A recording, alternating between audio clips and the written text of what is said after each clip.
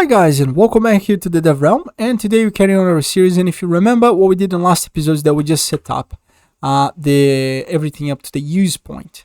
So carry on with that part. Now we have to set up the use method inside the BPC character. So what we're gonna do here is that I'm gonna open up here the BPC. I'm gonna do Control P and search for BPC character inventory.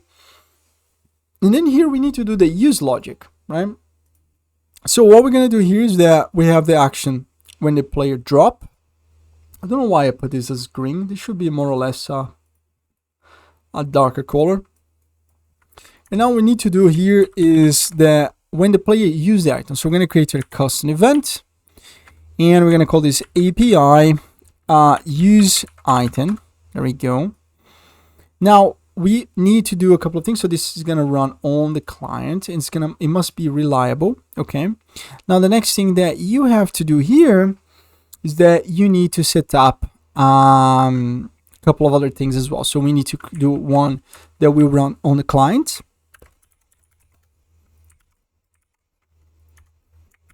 Then we need one. It's going to be API use item on the server. And then the last one is going to be a multicast one, multicast. And now we added here, we added this one now, and that's fine. So this is going to be multicast, and this is going to be server, and this is going to be client. So we're going to add it here, we're going to add the one there. So from that we do here, and from here we do that. Nice. So we call that data right here, and then from that we call it right here. And then from here, what we do is that we actually call the methods to use and stuff. So for the methods to use, I'm actually gonna do in a different way. So for example, because we are working with essentially a character that it can be your model, it can be my model, it can be any different kind of model. We need to think this in a better way. We need to do this in a dynamically and a more enhanced way of handling this data. So what we need to do here, first of all, is that we need to know what kind of item is it. And also we already have this logic called find item. So we just need to call it here, right? We're going to plug it right here. We're going to plug it right there. And we're going to plug right here. Very simple chain event. And then what we are going to do is just that we're going to print, and we're going to make sure it is valid or not. And then we can see, then we can actually carry on with the logic. So first let's call this. So let's go back here to the context menu. And here on the use, we are gonna basically just get this information from here. Copy, I'm just gonna do like here, right? So use item, right? So you're gonna call the use item on the client. We're gonna call the item here that you're trying to use. And then here, we're just going to close the context menu. So if I compile and save this, I go press play. Now look at this. Get the item. And I can just use. And I can find the item there, which is nice. So the use will be equipped, right?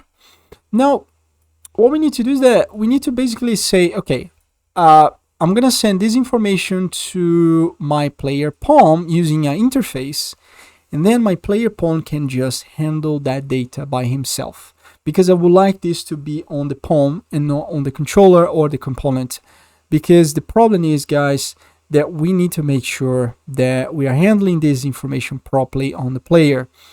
But each character, each player, each one of them, they have their own different nuances. We just want to make sure this is expandable for your game as well, not only for this asset or this tutorial. So what we are going to do is that we are going to go here to where we have the BPI pawn inventory or inventory, right?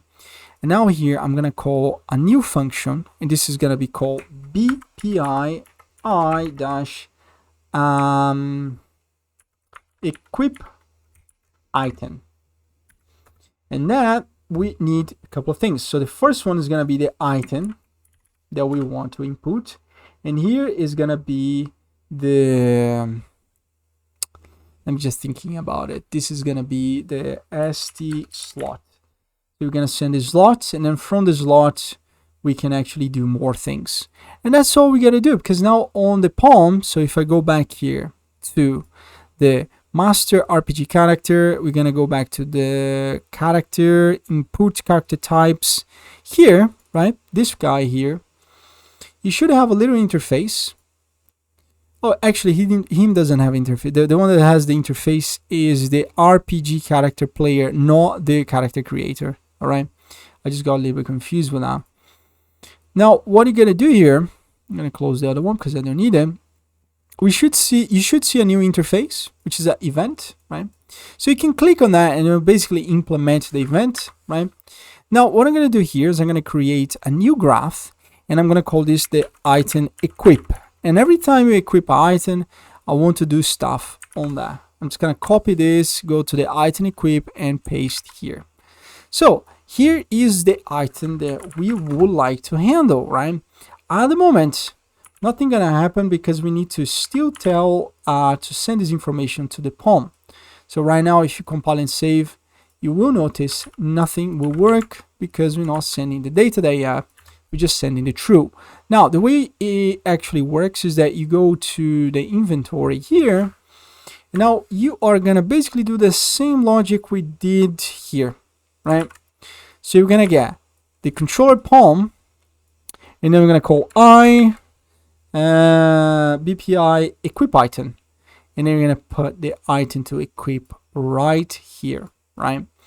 And then of course that we can mark the item as equipped, or we can't, or I'm not sure what we need to do, but at the moment this will be fine. Also, we need to keep track of the equipped items, so we probably can have an array of equipped items, and then we can trigger that to equipped or not, and all sorts of things.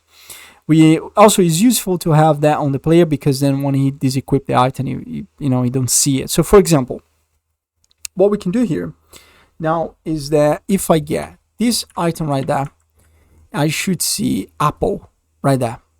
You see, apple, it's being passed properly, which means that if I go here and get a sword and equip the sword, we have the sword passing now. Perfect. Now, to do this, we are going to go to our character here, and we are going to basically do a switch case on the item type.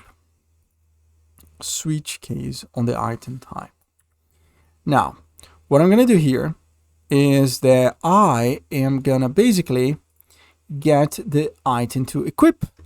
And now let's just double check that on the item to equip. So if I go back here to the character, and sorry, on the master RPG, the inventory, open up this one, the ST item. Do we have the sword one there? Yes, we do have the sword spawned right there, which is great. Now, what I want to do here is that I want to go back to the character, and what I want to do here is that because I know that the sword, there's always going to be one item for a weapon, so I can just get a copy, and I know that index will be always available. This is not like, you need to make sure that you always have an item there, otherwise it will break, but you should always have. And then from there we're going to spawn actor from class.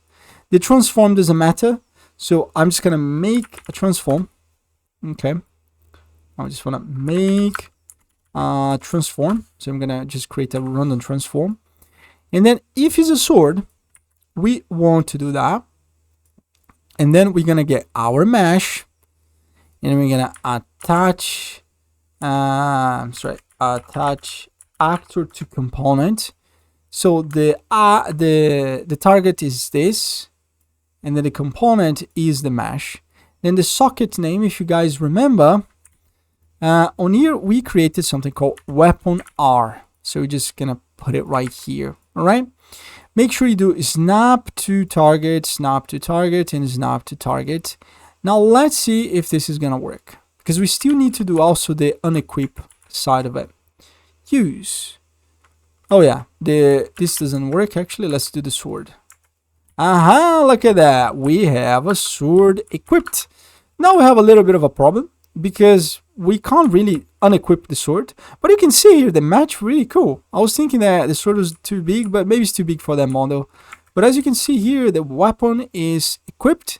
So if I keep using it, I keep adding new items, and that's a problem. That's a problem. So what we are going to do here is that we have this logic set up.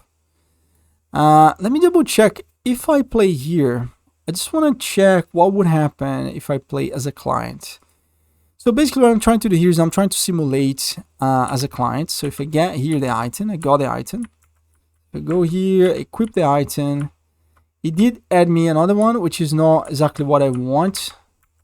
But anyway, if I use the item, would that work? It is kind of working. It's just that we need to refine a couple of logics when we're adding items. But so far, I think everything is good.